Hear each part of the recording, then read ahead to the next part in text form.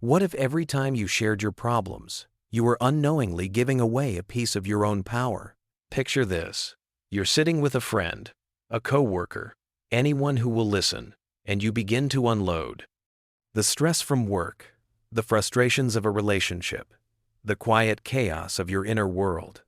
You do it hoping for relief, for a moment of connection, for someone to say, "I understand." But afterward, a strange emptiness lingers. Instead of feeling lighter, you feel smaller. Instead of feeling empowered, you feel more deeply entrenched in the very story you're trying to escape. You find yourself stuck in a cycle of your own complaints, a loop that drains your energy and dims your light.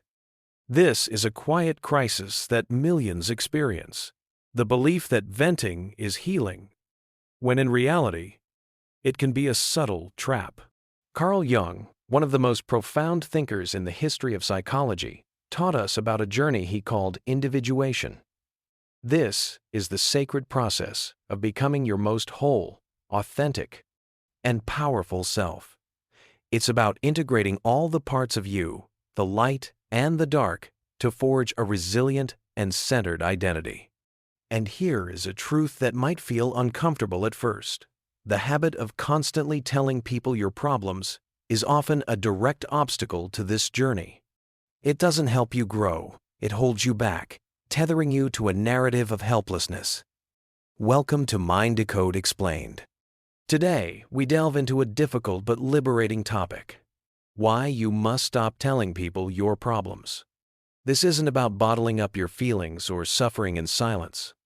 It's about understanding the deep psychological reasons why emotional dumping drains you and how to reclaim your personal power through self-awareness and deliberate action. We will be guided by the wisdom of Carl Jung, particularly his concept of the shadow, those hidden fears and insecurities that secretly drive our behavior, especially the deep-seated need to seek validation from others. Throughout our journey today, we will explore 4 transformative steps to break this cycle of venting and begin building a life defined not by your problems, but by your strength, your resilience, and the respect you command from yourself and others. We will walk alongside a character named Anna, a woman who, like many of us, found herself caught in the trap of complaining, and we will witness her journey as she stops ranting and starts rising. We will uncover practical, powerful ways to shift your mindset from chaos to clarity. This is not a lecture. This is an invitation to look inward, to understand the subtle mechanics of your own mind. If the idea that you can transform your relationship with your problems and reclaim your own narrative is already sparking a new perspective for you, take a moment to subscribe to Mind Decode Explained. We journey through these intricate landscapes of the mind together, seeking not just answers, but deeper understanding and true healing. By the end of our time together today, you will understand how to stop depending on the fleeting sympathy of others and start owning your story, your power, and your life. You'll know how to choose who truly deserves to hear your story and how to focus your precious energy on solutions that move you forward. If you are ready to take back your power and live with a quiet, unshakable purpose, let's begin. Let's start with the first, most crucial step: understanding why this habit is so destructive. We call it emotional dumping, the act of indiscriminately spilling your problems, your fears, and your complaints onto anyone who happens to be near. In the moment, it can feel like a release valve. The pressure builds, and you let off steam. It feels like relief. But here's the harsh truth: it's a beautifully disguised trap. Every rant, every tearful story shared without purpose, every complaint you voice chips away at your intrinsic strength. It leaves you feeling smaller, more helpless, and caught in a vicious cycle you might not even see. Carl Jung's concept of the shadow is key here. The shadow represents the parts of ourselves we have repressed or refused to acknowledge. It's where our deepest insecurities live: the fear of being unseen, the terror of not being good enough, the anxiety of being abandoned. When you emotionally dump, you are unconsciously letting your shadow take the wheel. You aren't just sharing a problem, you are often acting out a hidden need for validation, a plea for someone to soothe these unacknowledged fears. And while a sympathetic ear might offer temporary comfort, it steers you straight into a psychological dead end.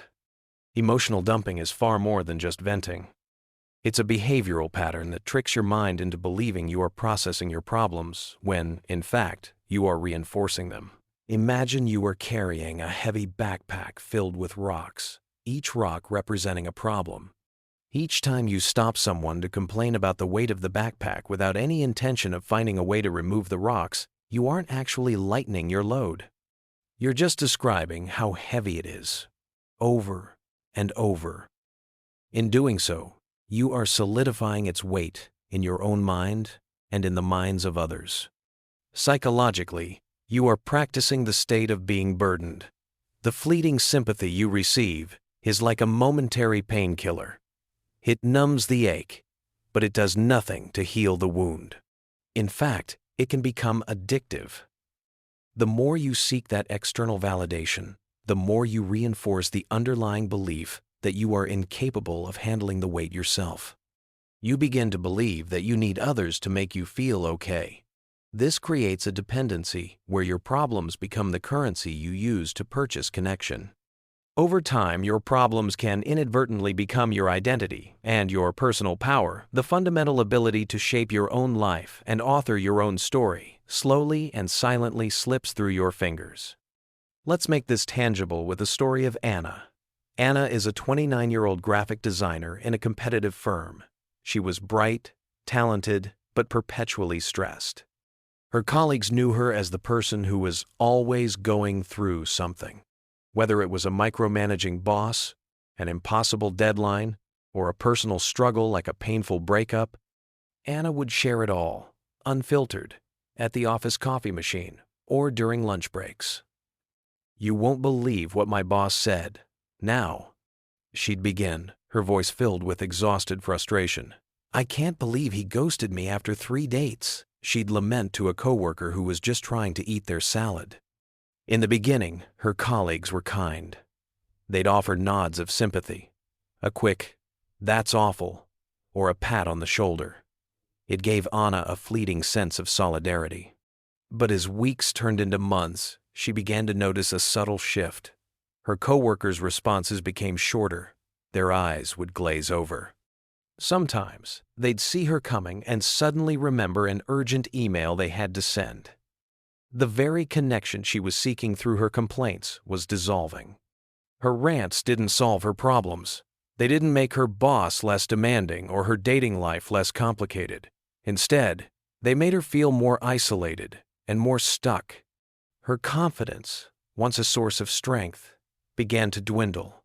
She started to see herself through the lens she was projecting to others, the overwhelmed one, the one who couldn't cope. Why did this happen? Because every single time Anna dumped her emotions, she was sending 2 powerful messages. The first was to others. "I am not capable of handling my life." The second, and far more damaging, was to herself. She was reinforcing a self-narrative of victimhood. Her shadow, that deep-seated fear of not being good enough to manage her own challenges, was running the show, and it was being fed with every sympathetic nod she received. Carl Jung taught that true psychological growth, the path of individuation, comes from courageously turning inward and facing your shadow, not from seeking external solutions to internal discomfort. When you emotionally dump, you are outsourcing your emotional regulation. You're implicitly saying to someone else, "My feelings are too much for me to handle. Please, hold them for me." While this might feel like connection, it is a fragile form of dependency. And people, whether consciously or not, do not deeply respect dependency. They are drawn to and respect strength, not a perfect, unfeeling strength, but the quiet resilience of someone who owns their inner world. Anna's turning point wasn't dramatic.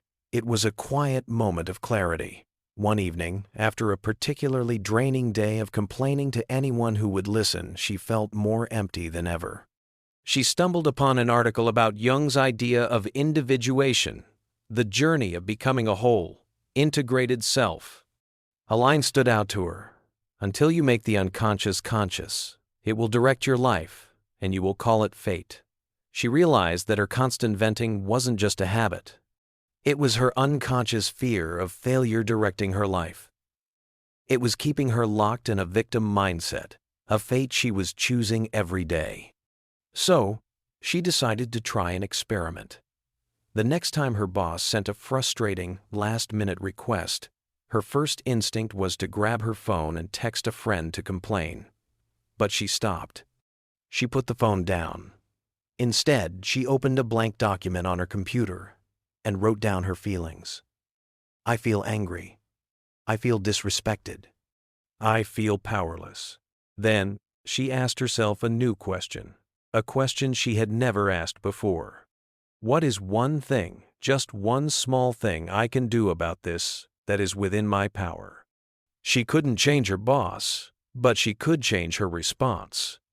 She identified one small, concrete action: to draft a polite, professional email asking for project deadlines to be clarified at the beginning of the week to better manage workflow.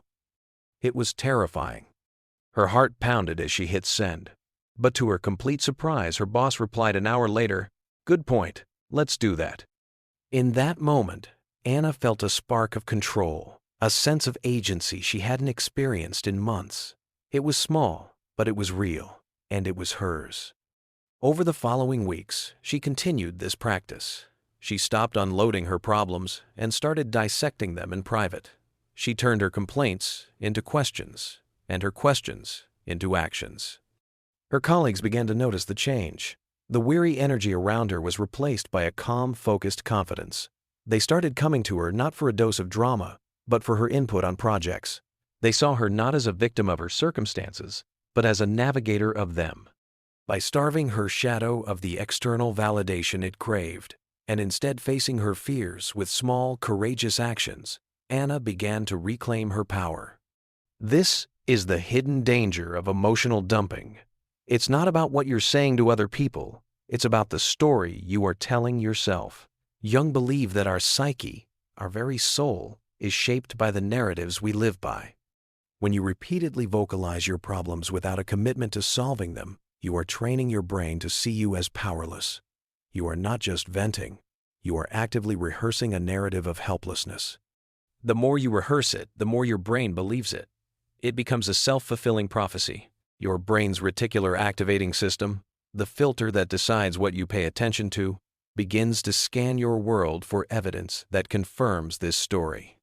It will notice every slight, every obstacle, every reason to feel stuck, while ignoring opportunities for growth and empowerment. But the beautiful truth is that the opposite is also true. When you consciously decide to stop the indiscriminate dumping and start focusing your language and energy on solutions, you begin to rewrite that narrative from the inside out. You send a new message to your brain. I am capable. I am resourceful. I am in control. And that single shift changes everything. You begin to build a new identity, one small action at a time. Breaking this cycle starts with awareness. Begin to notice. When you share a problem, are you doing it to process and find a solution, or are you just seeking a hit of sympathy? If it's the latter, you are giving away your power. The next time you feel the urge to vent, pause. Take one deep breath. Ask yourself that powerful question. Will saying this out loud help me move forward, or will it just keep me stuck? If the answer is the latter, redirect that energy. Write it down.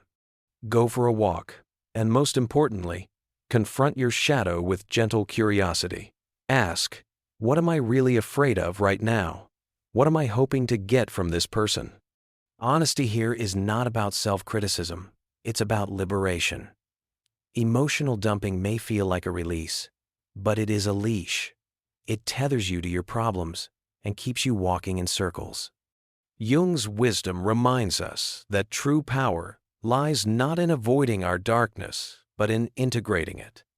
Acknowledging your fears without letting them define you. When you stop giving your power away with every complaint, you begin the real work of building a life where you are the one in charge. And that is where true, lasting transformation begins. Now we move to our second step, which builds directly on the first. What if the story you keep telling about your problems is not just a report of past events, but the blueprint for your future? Every time you complain, vent, or rehash what's going wrong, you're doing more than just letting off steam. You are actively programming your own mind. You are teaching your brain how to perceive you and your place in the world. As we've established with Jung's work, becoming your truest self, individuation begins when you seize control of the narratives that you feed your own consciousness. Think of your brain as fertile soil. The words and stories you repeat are the seeds you plant.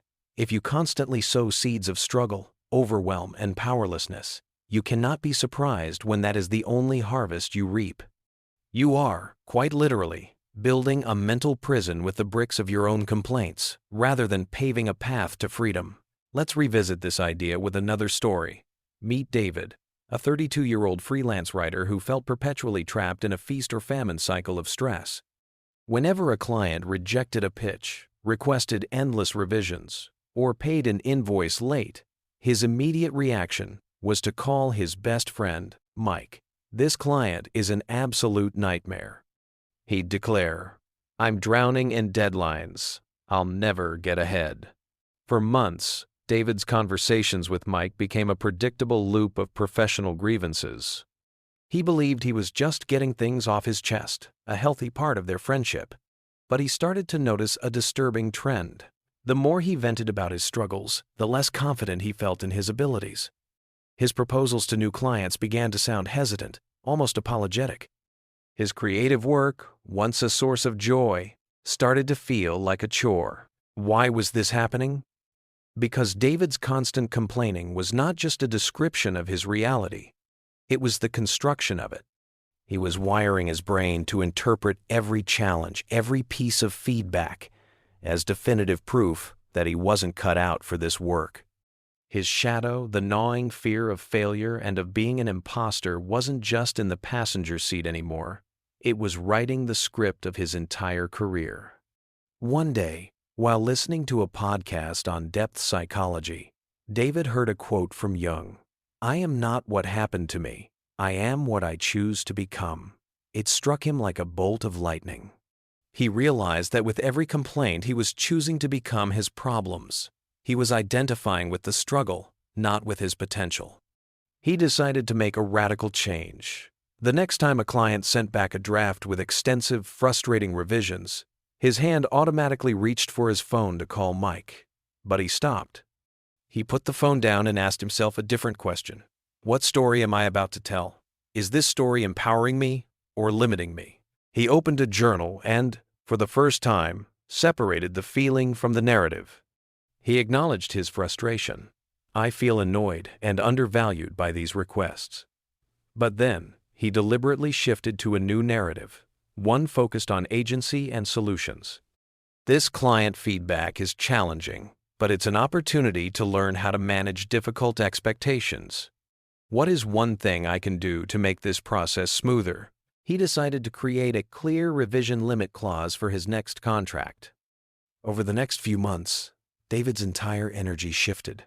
When Mike asked how work was going, instead of launching into a tirade, David would say things like, "It's been challenging, but I'm getting much better at navigating tricky client relationships." Or, "I just landed a small project, and I'm excited to see where it leads." Mike noticed the change immediately. Their conversations became more forward-looking, more positive. Soon, Mike, who was also a freelancer, started calling David for advice on how to handle his own client issues. The respect between them deepened, shifting from a dynamic of sympathizer and complainer to one of mutual professional admiration. By consciously changing the story he repeated, David rewired his brain. He was no longer just a freelancer struggling to survive. He was a strategic problem solver, a resilient creator, a professional who was in control of his narrative. This is the profound power of what you repeat. Jung taught that our psyche doesn't just process information. It seeks coherence. It wants a story that makes sense. If the dominant story you tell is one of being a victim, your mind will work tirelessly to find evidence to support that narrative.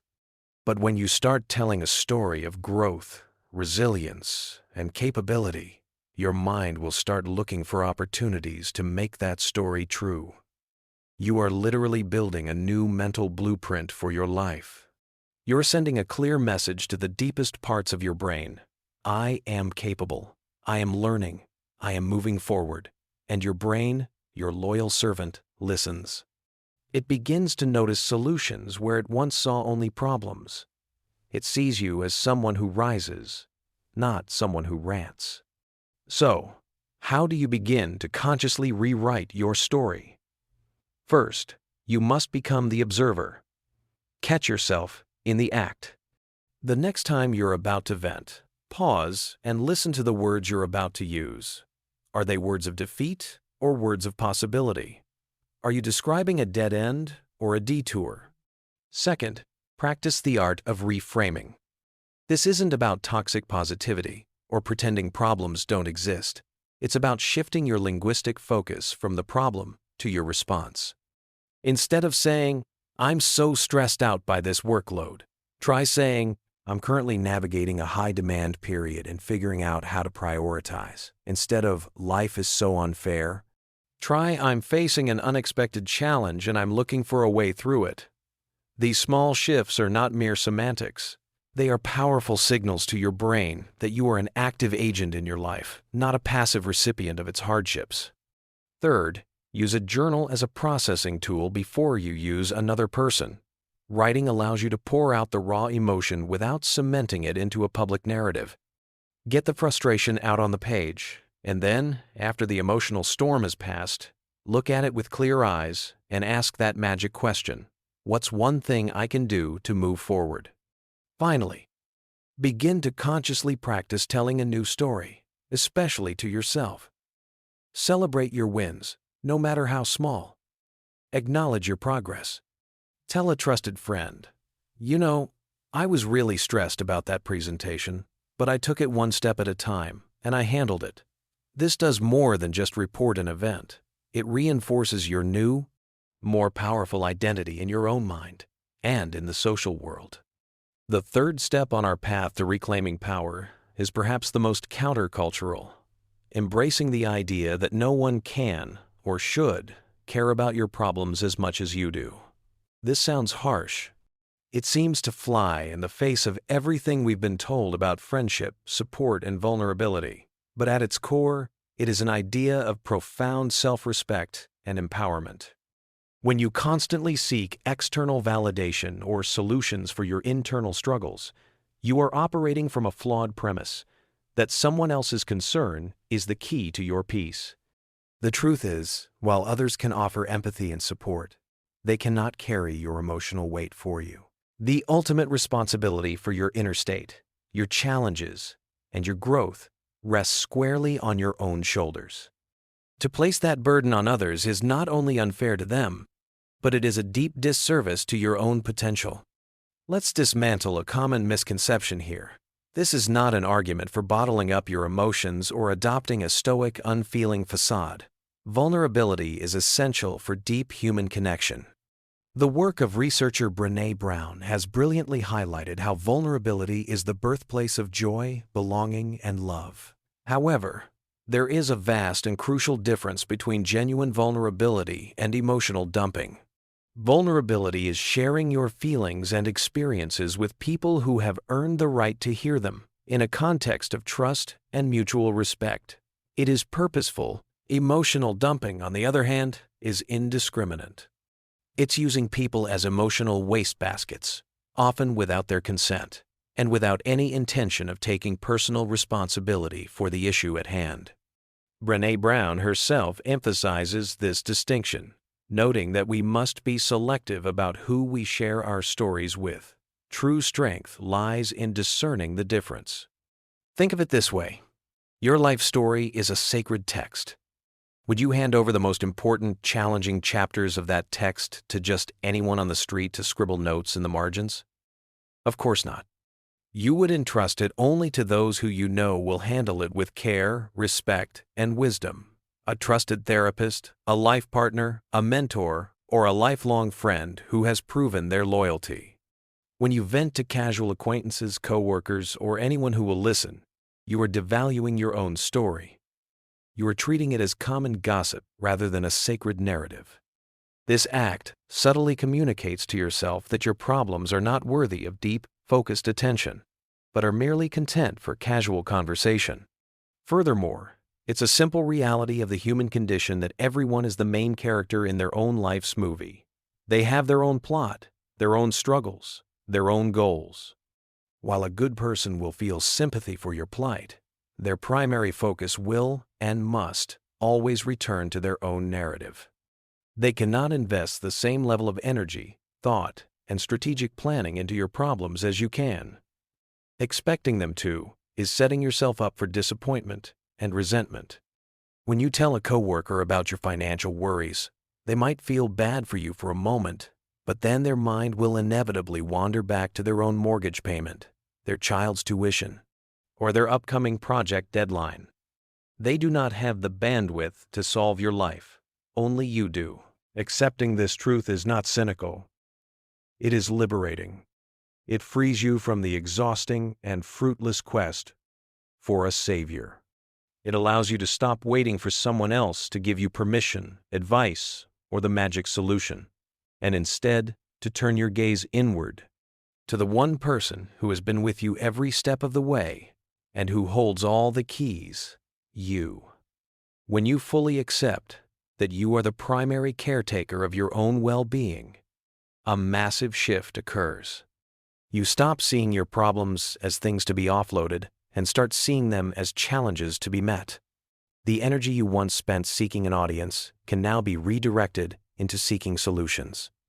Let's go back to Anna. A crucial part of her transformation was realizing this very principle. She used to believe that if she just explained her stress well enough, someone, a friend, a colleague, maybe even her boss would understand and fix it for her. This belief kept her passive. The moment she accepted that no one was coming to rescue her from her workload or her feelings of inadequacy, she became her own rescuer. She stopped asking, "Can you believe how much I have to do?" and started asking herself, "How am I going to get this done?" This shift from an external plea to an internal strategy was the source of her newfound power. It's the difference between being a passenger in your own life and grabbing the steering wheel. So, how do you put this into practice? Start by creating a personal council of trust. Identify the 1, 2, or perhaps 3 people in your life who have truly earned the right to hear your struggles. These are people who don't just offer platitudes, but who listen deeply, ask thoughtful questions, and hold you accountable for your own growth. For everyone else, practice what we might call emotional containment. This doesn't mean being cold or dishonest. If a colleague asks how you are, you don't have to pretend everything is perfect. You can say, "I'm navigating a busy week, but I'm managing," or "Things are a bit challenging, but I'm working through it." These responses are honest. They set a boundary, and most importantly, they reinforce a narrative of capability to both yourself and the other person. They hear strength, not struggle. And respect follows strength. By reserving the full, raw details of your story for your trusted counsel, you honor yourself, you respect others' boundaries, and you conserve your energy for the only person who can truly solve your problems, you. This brings us to our 4th and final step, the culmination of our journey, embracing silence and action as your ultimate superpower. If the previous steps were about understanding the problem and shifting your mindset, this step is about behavior. It's where the transformation becomes real and visible. In a world that is obsessed with noise, with sharing every thought and feeling, the deliberate choice of silence is a radical act of power. It's not an empty silence of suppression, but a generative silence of contemplation. It's in this quiet space that you can finally hear your own wisdom, untangled from the opinions and reactions of others. And it is from this clarity that powerful, purposeful action is born. Carl Jung believed that the process of individuation requires a descent into the self. It's a journey that cannot be taken in a crowd. When you constantly externalize your problems, you are avoiding this essential inner work. You are staying in the shallow end of the pool, where the noise of others' voices keeps you from exploring the depths of your own psyche. Choosing silence is choosing to go deeper. When you feel the familiar urge to vent the frustration, the anxiety, the self-pity bubbling up, and you consciously decide to hold that energy instead of releasing it indiscriminately, something remarkable happens. You create an internal space for observation. You can sit with the feeling and ask, what is this emotion trying to tell me? Where is this coming from in me? What does it need? This is the beginning of a profound dialogue with your shadow. You're not feeding it with external validation. You're meeting it with your own conscious awareness. This silence is not passive. It is the incubator for action.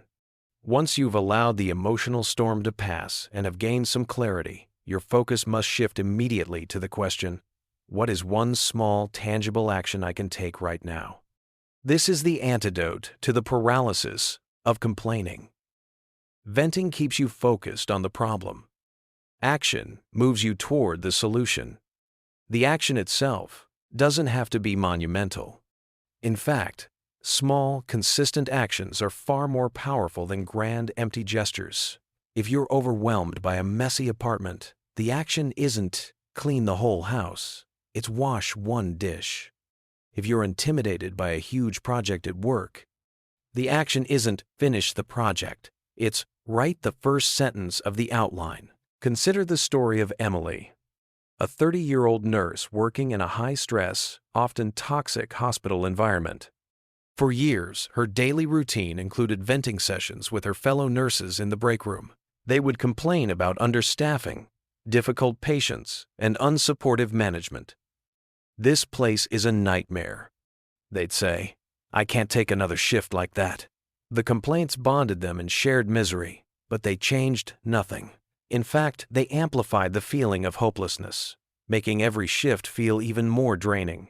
Emily felt trapped and burnt out. Inspired by some of the psychological principles we've discussed, Emily decided to try an experiment. She opted out of the daily complaint sessions.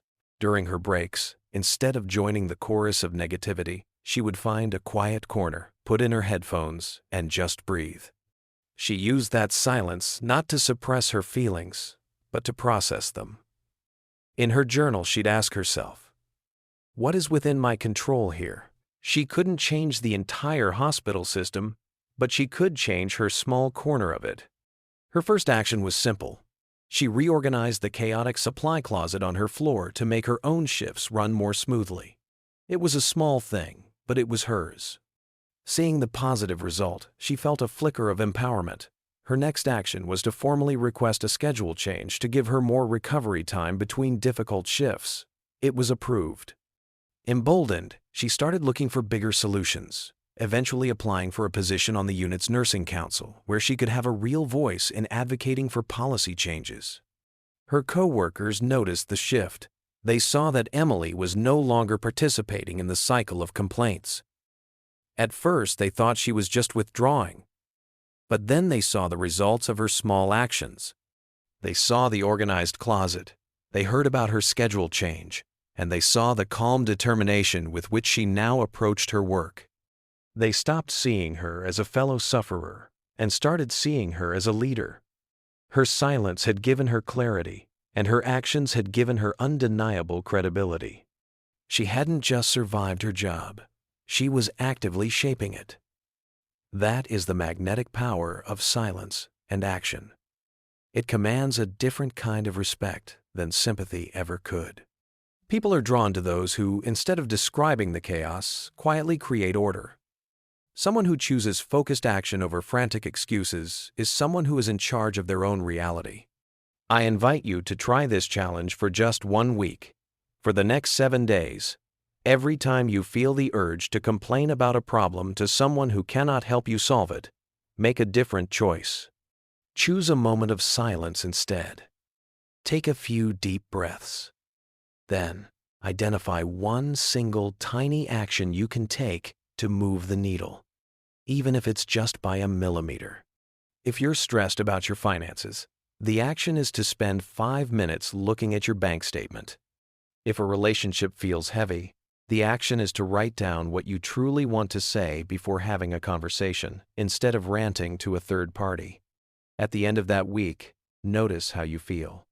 Notice if you feel more grounded, more capable, more in control. As Jung might say, integrating your values through deliberate action is how you become whole. And that wholeness is the foundation of a life that doesn't just ask for respect, but commands it. We've journeyed through a landscape that is both challenging and liberating. We've explored the illusion of relief that emotional dumping offers, the way our repeated narratives program our identity, the liberating truth that our problems are ours alone to solve, and the profound power of choosing silence and action. These 4 steps, inspired by Carl Jung's timeless wisdom on individuation, are not just a set of techniques. They are a pathway to a different way of being. They are a blueprint for reclaiming your life. You are not on this earth to be a passive narrator of your misfortunes. You are not here to endlessly seek sympathy or to remain stuck in stories that no longer serve you. You are here to rise. You are here to take charge, to author a new chapter, and to live a life that is a true reflection of your deepest strength and values. Let's close with one final story, a vision of what happens when you fully commit to this path. Let's return to Sarah, the graphic designer we met earlier, who once felt her life was slipping through her fingers. She used to be the queen of venting, her text threads with friends, a long scroll of complaints about her toxic job, her overwhelming to-do list, and her persistent self-doubt. She hoped their digital hugs and "you've got this" messages would fill the void, but they never did. She just felt more stuck, more unseen in her actual struggle. Then, after her own quiet turning point, she embraced these 4 steps. She stopped the cycle. Instead of texting her friends about a new impossible demand from her boss, she would open her journal and write, "Okay, this feels unfair. What is my strategy?" She took small, consistent actions, spending 15 minutes each day updating her portfolio, setting one clear boundary with her boss each week, and when she did talk to her friends, she made a point of sharing not her struggles, but her progress. Within 6 months, Sarah's world had transformed. The change was palpable. Her friends, who used to offer her pity, now called her for career advice. They saw in her a strength they admired. Her confidence, born not of external praise but of internal victories, began to radiate from her. And with that newfound confidence, she pitched and landed a dream project with a client who valued her talent and respected her professionalism. Why? What was the magic ingredient? Sarah stopped broadcasting her pain and started architecting her purpose.